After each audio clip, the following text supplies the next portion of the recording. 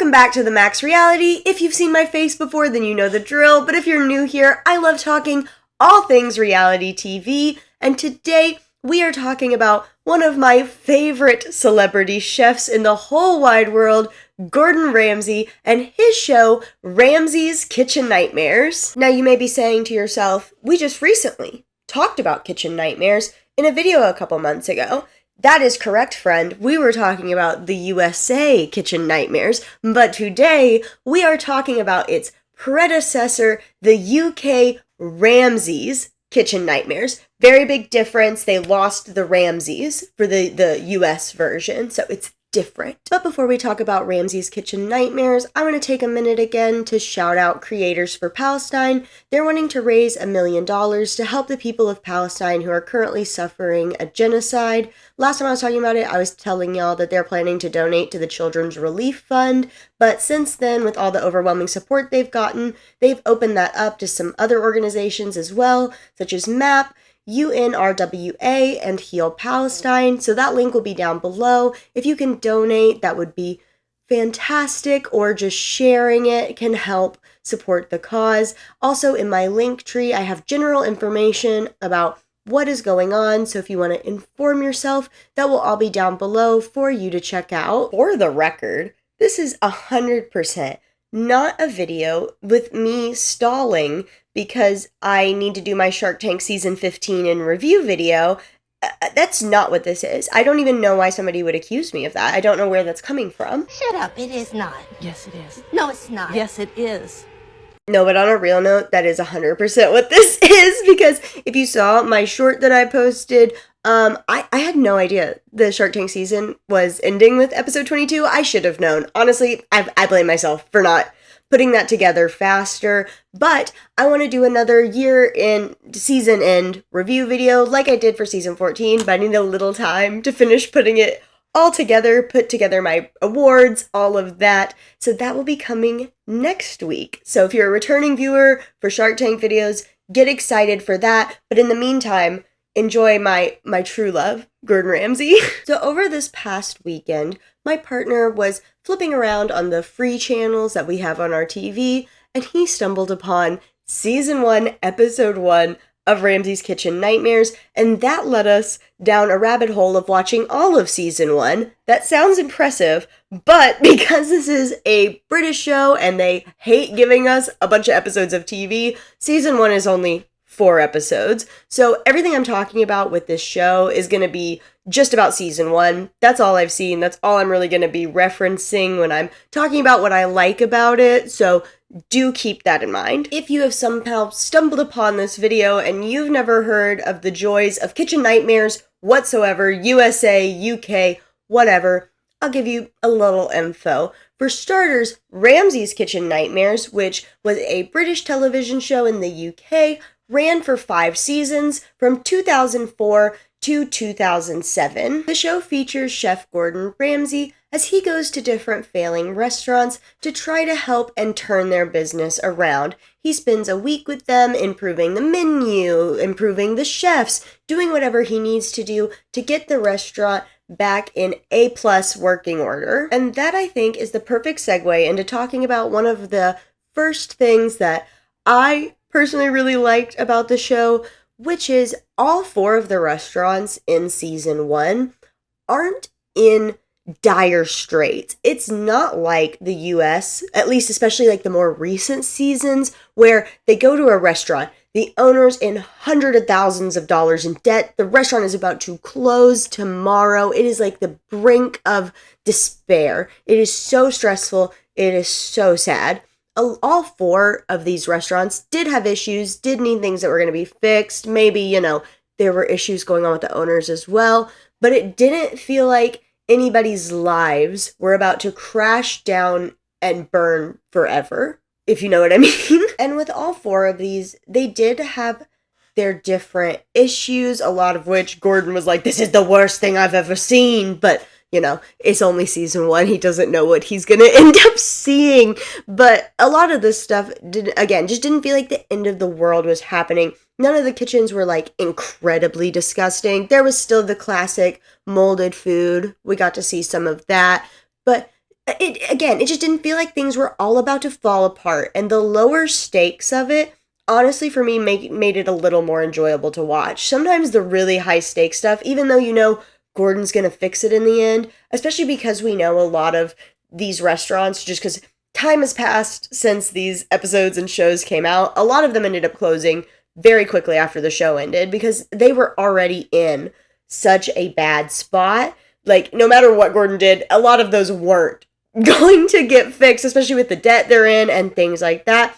These lower stakes issues made it feel more like, yeah, we really are fixing the restaurant and things are gonna change. I don't know, just something about that. It's made it so easy. And this is me pleading with the American version. If you are coming back for season 2 of the revamped Kitchen Nightmares, which I pray you are, maybe we can find a couple low stakes restaurants. You know, one of these, they really just needed a head chef. That was really the biggest issue. They didn't have a head chef. Gordon looked around, they did some auditions, they hire a chef. That was really fun to watch. It had other issues too. But again, I really think America would be okay with some lower stakes restaurant. I don't think every single episode we need people who are about to like lose their house and be on the street. I don't think they all need to be that. Maybe that's just me. Maybe that's just my opinion, but I think I'm right. And maybe this is a side tangent, but I think it's related and I want to say it, so I'm going to say it. I think that it is a big issue with a lot of reality TV we've been getting. It's that they just feel like the stakes have to be so high when they don't necessarily need to be. I think Bachelor was making that mistakes for a couple seasons in a row where they wanted to push people to like the brink to get the most drama they could, and they thought like taking people to their breaking point is what we wanted to see. I think shows like this think we want to see businesses that are in the depths of despair, owners that are just like about to die, and I don't think that's true. I think a lot of American, at least, viewership with reality TV has been saying for a while now that we would like to see some lighter things. We would like to see some happier things. I don't know. Just feels like the world is already very sad and reality TV is supposed to be an escape, and maybe we can come down on the drama a little, especially now too. Again, this is such a tangent. Sorry. Also, with more people really realizing what reality TV does to real people who end up being on it, I think the drama makes people more upset now, because I think more people are really realizing, oh, that is a real person who's having a traumatic event and I'm watching it on TV. I don't think we need that all the time. That's just my letter to all reality TV producers out there. Maybe I'm totally out of left field with my tangent. We'll get back to the show. Keeping in a similar theme, the next thing I want to talk about is the pacing of this show. And what I'm about to say is going to sound not correct, but just hear me out. The pacing in this show feels a lot slower than the American version. And a lot of people I feel like would be like, well, that's not good. You don't want that.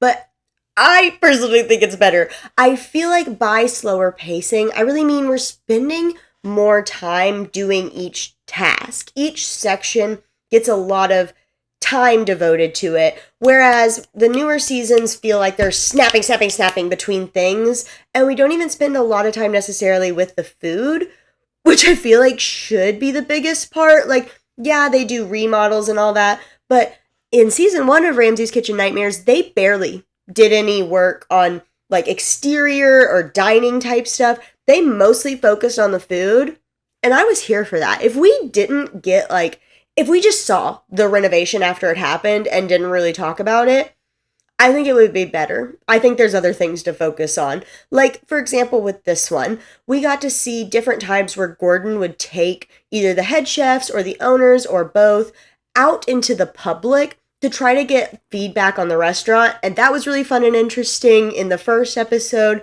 Gordon took the head chef who was cooking things that were just too highfalutin and fancy for the area he was in, and also just not very good, and he took him around to the general public and was asking him, if you could have scallops or a meat pie, which would you pick? And these are all just like down home, for lack of a better word, British people. So they're like, meat pie, obviously. And Gordon's like, see?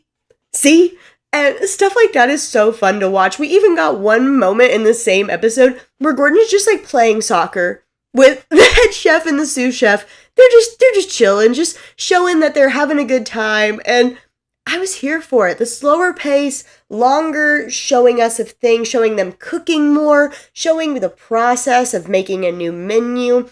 I, for one, really enjoyed that. And even along with the pacing, the music to go along with it is so nice. And it just adds to that just more chill, slower, fun vibe. A lot of the newer Kitchen Nightmares, there's lots of dramatic, like ba-da-da-da-da, like keep you on the edge of your seat music. Versus the music for this is like jazzy and like fun, easy listening. So just again, all of it together makes a very pleasant, easygoing experience. This might kind of go with point number 1, but I'm making it its own thing because we're just riffing here, guys. I'm just giving you my thoughts. I hope y'all like this. This is not usually like my videos. If this is your first time joining us, if you like it though, let me know. Anyway, what I really liked about these 4 episodes is it really felt like each restaurant had a unique problem. And not that the US ones don't, but honestly, I mean, you could give me any episode and I could tell you a gist of like, oh, the owner's in debt. The kitchen staff is given up. It's dirty there. But this one, like I said, each restaurant had kind of its own thing going on. Like I was referencing earlier, one of the restaurants didn't have a head chef. So the owner was being the head chef. That was a mess. They needed a new head chef. Another one, their head chef was kind of not really picking up the slack. And Gordon had to show that guy really wasn't doing his job by proving that the rest of the kitchen could do stuff without him. That was super fun to watch. He made all the cooks take turns being the head chef while the main head chef sat out in the kitchen. And they were all like, yeah, that went a lot smoother than usual. And they were so awkward about it. And it was fantastic. And it just, again, it felt like each episode was really unique and fun. It felt like something different, exciting, fresh, which is so funny to say about a show that was airing in 2004, 20 years ago, y'all. That episode, 20 years, I don't even have my fingers, 20 years ago, and I'm sitting here like, fresh, fun, exciting. Why can't we get that now? And speaking of it being a show that was airing 20 years ago, another great feature of this show is you're getting to see young Gordon, which is just, it's always a treat to see young Gordon. So for reference, right now Gordon is about 57. He was about 37 when they were filming this, and it's a different dynamic to watch. When he's especially talking to some of these younger chefs, he was talking to one chef who was only 10 years younger than him. And so he was saying, 10 years ago, I was in your spot taking my first head chef position, which is also wild to think about. We're watching Gordon only 10 years after he had his first chef job, or head chef job, which it's just wild. Again, just a very different perspective and very fun to watch, especially if you haven't seen a lot of Gordon Ramsay younger. Definitely recommend. Another side benefit to it is just the way he talks. One, because they're in Britain, so he uses all his British slang that they understand that he doesn't really use as much with the US people, obviously. But also, Gordon, in 2 different episodes, keeps being like, you should have a hard-on in the kitchen, and saying the way he either makes fun of people or gets on to them is just so different, because again, he's only 37 during this.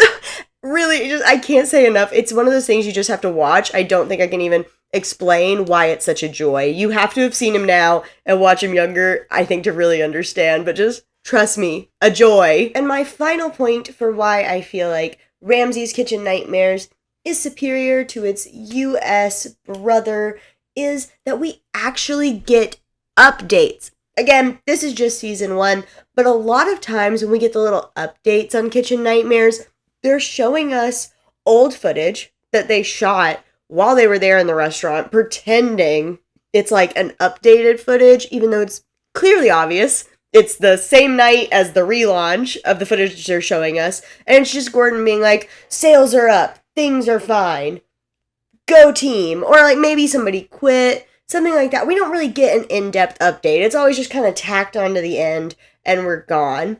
With these ones, we actually see Gordon physically go back. In one case, it was like a month after, one was a couple months after, and we get a better, like, real view of what's going on. It's reality TV, so we don't really know what's going on ever in any case, but it's nice to see an update, to see a real update. Like, at the point we are with Kitchen Nightmares now in the US, the way they do the update, they should just go to the Bar Rescue method. If you've ever watched Bar Rescue, for their update, it's pretty much just a black screen that just says, sales are up 20%.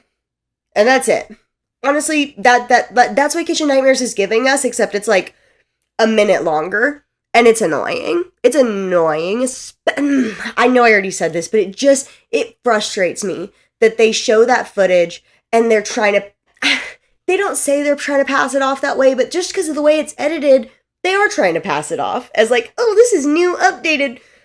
It really bothered me. It really bothered me, especially with the newest season of Kitchen Nightmares they did in the US. That was killing me. So to see him really actually go back and see real update footage, so good. So good. Bring it back. Kitchen Nightmares, bring it back. And like, here, I get it. I get why Kitchen Nightmares wouldn't want to do updates. A lot of these restaurants, as I was saying earlier, close. But give us an update. Give us an update. Give something better, or don't give us anything at all. Go Bar Rescue style. One or the other, this middle of the road, weird, hate it. Hate it, hate it, hate it. And what would an episode of me talking about businesses that were on reality TV be without me giving y'all a little update? Since it's only 4 restaurants, since it was only 4 episodes, I felt like I should give y'all the courtesy of knowing if any of them are still open or not. Because I mean, it's only 4. And so what I do for these kind of shows, Bar Rescue, Kitchen Nightmares, all of them, for as long as I've been watching them, there is one website that I use all the time for referencing and checking if any of these restaurants are open or closed, and that is realitytvrevisited.com, and the different articles of his or hers, theirs, that I'll be referencing will all be in my description down below in my resource document as usual. But one in particular, I'm gonna be really honest with y'all. I've only gotten to read the first episode's stuff because it was so shocking to me. I had to stop and start telling y'all about it because, number one, this episode, I'm going to be 100% transparent with y'all. We're being really real right now. Parasocial relationship. In all honesty, I only watched like a third of the first episode because my partner found it while I was in the shower, and so I came out and the episode was almost over. So he just told me how the beginning of it was. And I didn't really have a whole lot of context for everything. And, you know what I was saying about the US ones? Like, it's better because it doesn't feel like they're about to lose their houses and lives. The first episode might have been a little like that. If they didn't say it on the episode, apparently at least it was like that in real life. I want to reiterate, the only source I am using for this is this Reality TV Revisited. So if I'm wrong, I'm wrong. I'm not. This is not one of my research videos. This is one of my riffing videos. I give that disclaimer every time I do this. I might be wrong. I'll give you my resources, and if it's not right, I'm sorry, but y'all have to hear this. I say all that. I do want to make it clear, though, that I trust Reality TV Revisited as much as I trust any of the other type of recap blogs that I've... Recap and blog together. Any of the recap blogs I recommend, like the Shark Tank ones, stuff like that, they're all ones that I've read for years. Sometimes I've even double-checked them on things. And I use them repeatedly because I feel pretty confident about them. But again, it's my only source. I'm riffing. I'm probably giving too much of a disclaimer. Let's get on to it. So as I pretty much already said and alluded to, the first restaurant that we will be revisiting was Season 1, Episode 1, Bonaparte's. So we'll start off with the recap that we get in the episode. When Gordon goes back a month later, the head chef has kind of reverted to, like, not really caring. Things are not going super great, and he gets fired. So things aren't in a super great place when we leave them, even on the TV show. Apparently, spoiler alert for me, / I'd already kind of seen this, so I kind of already knew from looking at the episodes coming up that my partner and I are planning to watch, because we are going to watch all the seasons of this. This is fantastic television. Anyway, Gordon does a revisited episode like he does with the newer seasons. Again, if you're new, the revisited episodes are ones where he'll go back to a restaurant farther even than when he did his first review. So it'll usually be like a season later, maybe 2 seasons.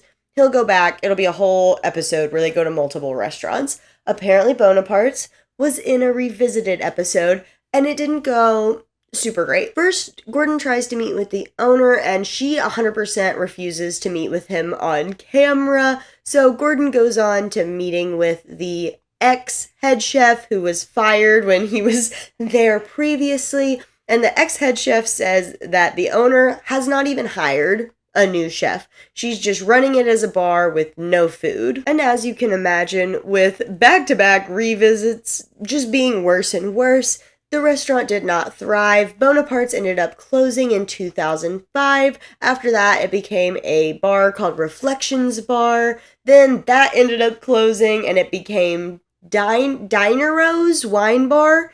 I think that's how you say it. Dinero's. But that also closed in 2011, and that is the end of the updates for that. But that's not the end of the updates for the people who were running Bonaparte's. So first we have the owner, Sue. From the minute the episode aired, she was really public about the experience. She said she was super bitter about it. She had to go on antidepressants, and she even said she wanted to sue Gordon at one point.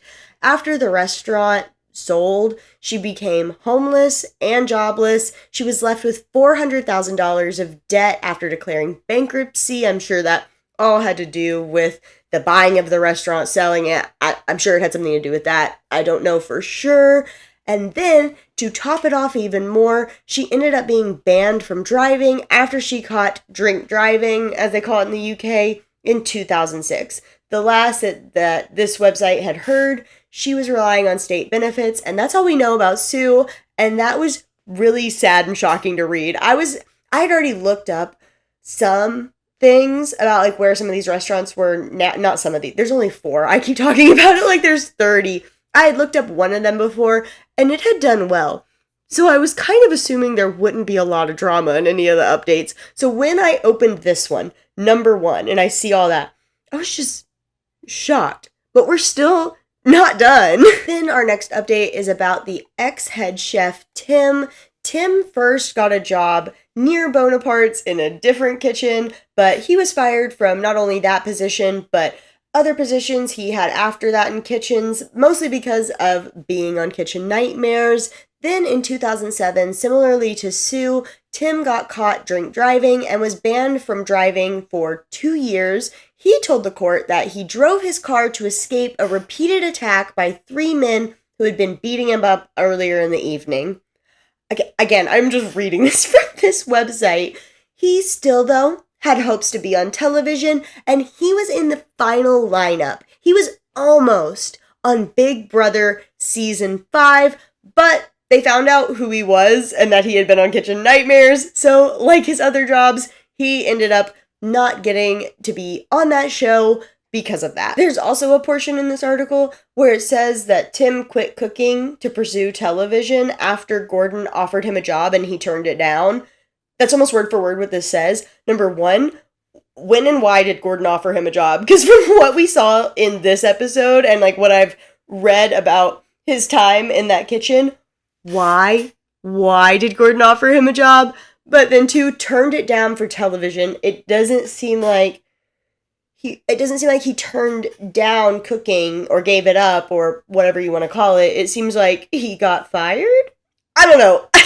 Again, I don't know. And then you don't really expect getting an update about Gordon from these because he's just the host.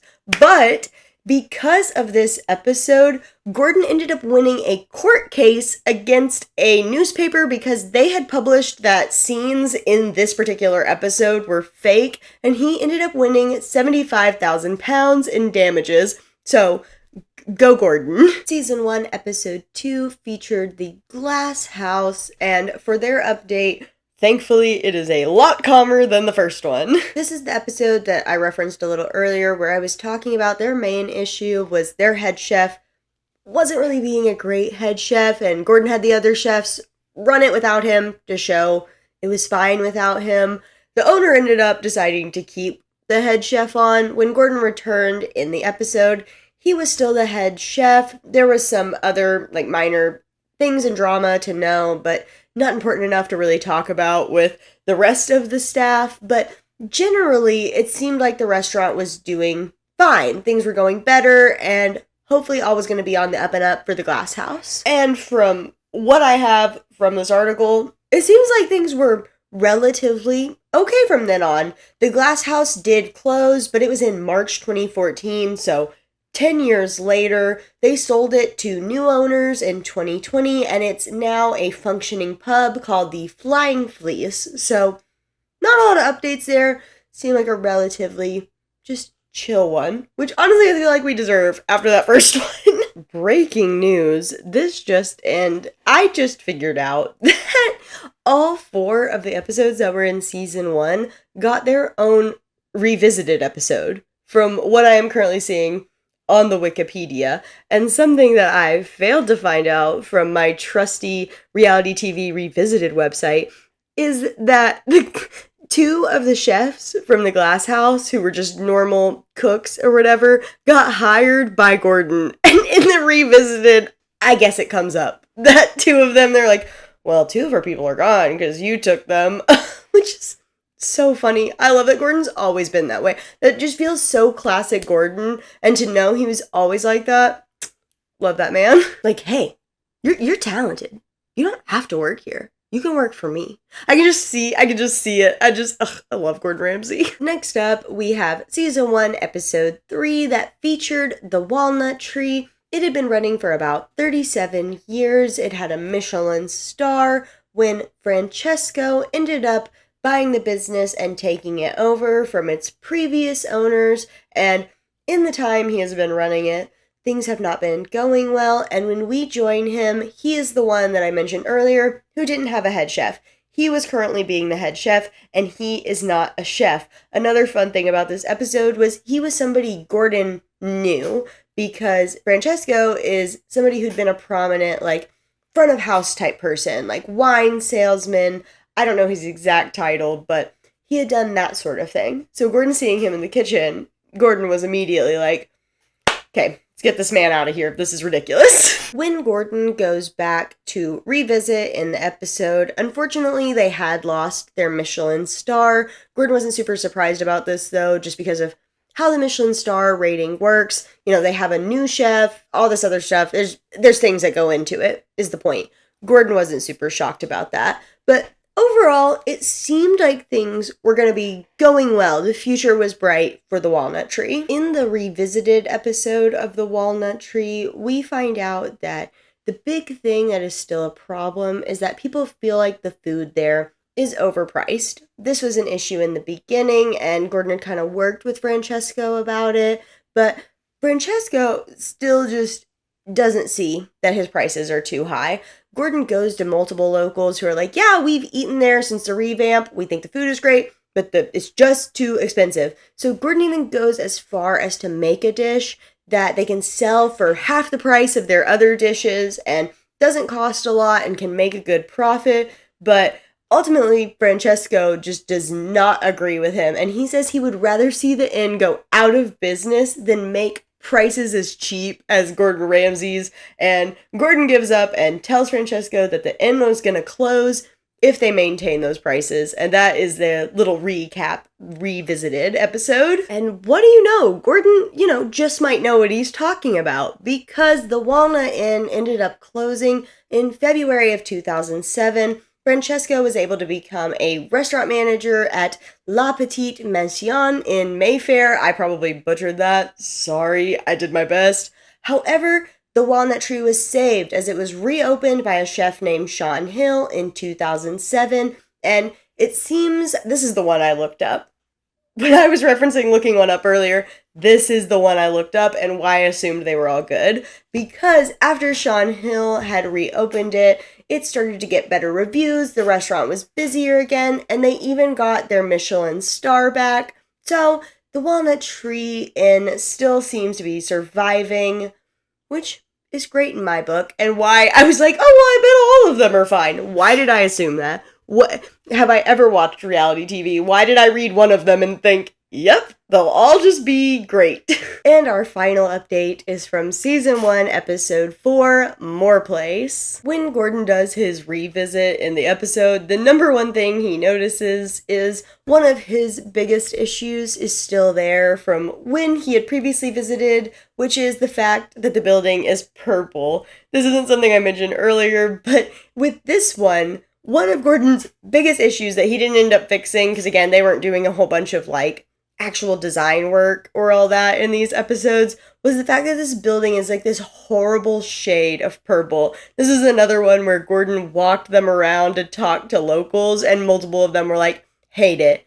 Hideous color. So he comes back a month later and obviously it's still purple and he's still upset about it, but yeah, they had just paid to like repaint this whole building this terrible color, so like of course it wasn't repainted yet, but Gordon is on one about it. Besides for the terrible paint color though, it seems like all is well with More Place. Sales seem to be up and all seems well when we leave them in that episode. Then when Gordon goes back for the revisited episode, he sends in a little spy, a little operative to go try the food, which is hilarious. They go to the bar and Gordon finds out that all their food is still really fried, which is another big issue he had with them. They did a bunch of things deep fried. That was like their main, it was like pretty much all they served was deep fried food. So Gordon got super mad about it to the point he threw a deep fryer in the lake that was on the premises, because also this place is located on a golf course. And yep, apparently Gordon Ramsay just chucked a deep fryer into the lake. Very on brand, but again, so funny to see he was always this way. Gordon, if you watch any of his shows, Hell's Kitchen, MasterChef especially, those, he loves to throw things. He loves to be like, this steak is raw, and then throw it across a kitchen. So glad to see he was always that way. Overall, it seemed like things were in a relatively good place, but from what it looks like, the owners had started to kind of go back to their old ways and ended up selling More Place in 2006 when it became a steamed bar and restaurant. Then that place was closed and bought by Morehouse Place Holdings. I would make an assumption that that had to do with the golf course, maybe buying it, maybe like an estate of more. Because again, this restaurant is in conjunction with a golf course. So anyway, in that time, More Place ended up being demolished, and in its place is now a care home, and that is the end of More Place. And that, my friends, is a wrap on Ramsay's Kitchen Nightmares Season 1 and all my thoughts about why it is better than what we are given in Kitchen Nightmares USA. As always, I want to hear your thoughts, feelings, opinions down below in the comments. Have you actually seen all of the UK version of Ramsay Kitchen Nightmares? If so, no spoilers. I am watching it, so don't tell me. I'll be very upset with you. I will. Aside from spoilers, though, I do want to hear all of your thoughts and feelings about the US versus UK version of this beautiful, magnificent Gordon Ramsay show. Also, don't forget to check out my link for Creators for Palestine and the other just general info I have out there to do what you can to help support the people who are being affected by the genocide in Palestine. And until then, I'll see y'all in the next one.